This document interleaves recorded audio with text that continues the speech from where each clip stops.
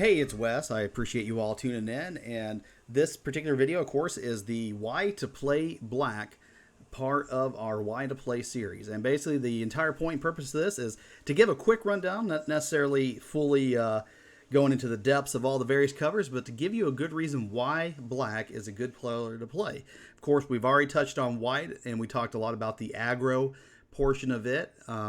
We talked about blue, the control portion, obviously. And now we are going to talk about black. So what makes black black? What makes it this color tick? And there's a similarity between it and blue. So a lot of times you do see black and blue together as a control deck because black is designed once again to exhibit control. One of the first things you'll notice right away, and I threw a handful of cards together just to make a little black deck. This Blood Chief's Thirst, destroy target creature, costs 1 mana. And of course, there's a little bit more to it. Of course, it says, with mana value 2 or less. But you can also kick it, which makes it even better. So basically, what black does is it is anti-creature control, helps you control the board itself. It also can control your opponent's hand, and we'll get into that a little bit more in just a moment. This next card I want to show you is Dead Weight. It's an enchantment. Makes an enchanted creature get a -2/-2. And whenever it's a 1-drop, so you could drop this on a first, second turn. Most creatures on a first, second turn, that's going to kill them. So you can definitely hinder a weaker creature, possibly even kill it. And kind of talking about the whole idea of control, this Duress, this is a fantastic card. Once again, it's a 1-drop. You can play it right on your first turn. Target opponent reveals their hand. You choose a non-creature, non-land card from it. That player discards that card. So you know what they've got in their hand right off the bat. And on top of it, if you think about it, you're discarding something out of it that's not a creature, not a land. Well, guess what? You're taking care of the creatures with things like Blood Chiefs, Dead Weight. You're taking care of the creature here. So taking care of the other spells, you've got to know another way to be able to get a hold of them.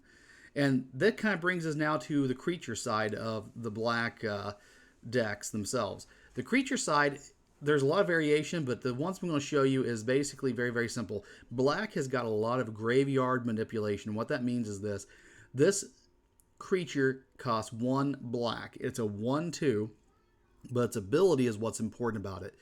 Costs 3 mana to activate. Return Sanitarium Skeleton from your graveyard to your hand. In other words, you can play this card, you can use the chump blocker, bring it right back into your hand, cast it again, and you can use it continually as a chump blocker over and over again, or you can also use it to pay for sacrifices, which I'll show you about that in just a bit. The next creature I've got here is Typhoid Rats. The cool thing about Typhoid Rats, they're a 1-drop, they're a 1/1, but they have Death Touch. Death Touch means any damage that would be inflicted onto like a creature kills it instead of just damaging it. Now, of course, it doesn't take care of something like, say, an indestructible or what have you, or something that's got protection from black, which I'm not even sure you could even block protection of black unless it was activated afterward. But anyways, it would protect it. So the thing is, once again, this is cheap creature removal. It's a creature for you, but it's a way to remove a very, very powerful creature from your enemy, from your opponent. Let's look at the next card here. Village Rites, fantastic card, 1-drop. This is a very, very efficient mana deck, by the way, if you've noticed. Half the deck cost 2 or less. It's amazing. So anyways, this is an instant card. It says, as an additional cost to cast this spell, sacrifice a creature, and allows you to draw 2 cards. Well, you sacrifice something like Sanitarium Skeleton, or you play this, it's instant speed. So let's say you have a Typhoid Rat that's getting ready to block, or some other creature's getting ready to block and it's going to die. You can cast it on that. The next one, Boot Nipper. This is a great little card. It's a common and it's wonderful. Costs 2 mana, it's a 2/1, and it enters the battlefield with your choice of either a Death Touch counter or a Lifelink counter. So black does get a little bit into the Lifelink, but the Death Touch is what most people tend to use for when I see this particular card played. And I think it's mostly because I play an aggro white, creature horde deck. So a lot of people prefer to have the Death Touch. That way they can clear off the board. Let's take a look. This next one, Durable Coil Bug. And once again, I'm a free-to-play guy. I don't have a lot of these cards, so I just kind of threw together something that resembles kind of the ideas behind the black deck. And once again, this is another one of those cards that Very, very cheap to get into play. Once it is killed in play, you can return it to your hand later just by paying, it looks like 5 mana. Now, is 5 mana a lot? Yes, it is. But later in the game, whenever you're needing just something for a chump blocker, kind of like the Sanitarium Skeletons, you can do it over and over again. Sanitarium Skeleton, obviously a better card just because of the fact the ability is cheaper.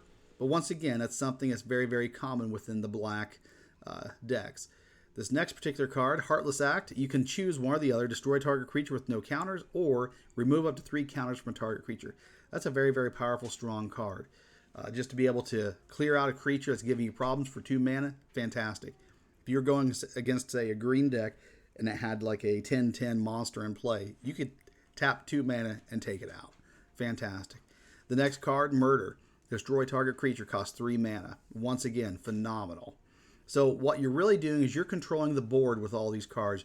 You're keeping your opponent from being able to build up much of a board. You're forcing them to discard things from their hand, and you're removing their creatures from the board itself as well, whether it be through something like Typhoid Rats with the Death Touch, or through something like Dead Weight, or even through Murder or Heartless Act. So that brings me to the monsters, because kind of like blue, how blue wants to slow down and control the tempo, black kind of wants to do the same thing. It wants to dictate the tempo of the game. And so that brings me to the creatures, because whenever you begin to understand the creatures, you kind of see something very, very interesting. So Singir Vampire, he costs 5 mana, so he's a big flyer. Takes him a bit to get into play, though. Flying, his ability, whenever a creature is dealt damage by Singir Vampire this turn and dies, put a +1/+1 counter on Singir. So you could scale him up just by killing chump blockers with him. So if they're using a chump blocker, you're actually strengthening Singir. And eventually, they run out of them. Also, I want to show you the Liliana, the Planeswalker, but I'm going to jump over and show you the Nightmare real quick. Costs 6 mana. Its power and toughness are equal to each of the number of swamps you control. So let's say you've got 10 swamps in play. Let's say you're deep into the game, 10 swamps in play. It's a 10-10 with flying. That is pretty powerful. Now, is there other cards out there that are just as powerful or even more powerful? Yeah. But this is a very, very solid creature, much like Singir. Very, very solid. And that's the thing to kind of keep in mind with the black creatures. There's the cheap removal types, and then there's the powerful ones that are your win condition. So let's talk about another one of your win conditions, Liliana. So, costs 6 mana to get into play. She comes with 4 loyalty points. To do a +1, you return 1 target creature card from your graveyard to your hand. So all about taking stuff out of your graveyard, putting it back into your hand to help you to control the board once again. And it's significantly cheaper and more efficient than, say, something like that Coil Bug. And, I mean, you're actually literally putting points on your Planeswalker to bring things out of your graveyard. This card has won me games. There was a particular game I was playing against, and the guy had tons and tons of removal. I'm pretty sure he was a blue deck, if I remember right. It's been about maybe a month back. And I had a Nightmare. And the spells I was drawing and everything else just weren't coming through for me. And lo and behold, I've got Lily in play, and I've got a Nightmare. Over and over again, yeah, he could remove my Nightmare, but Lily could bring it right back. So she has won me games just with her base ability. The second ability, destroy target creature, and its controller loses 2 life. Fantastic. Once again, creature removal.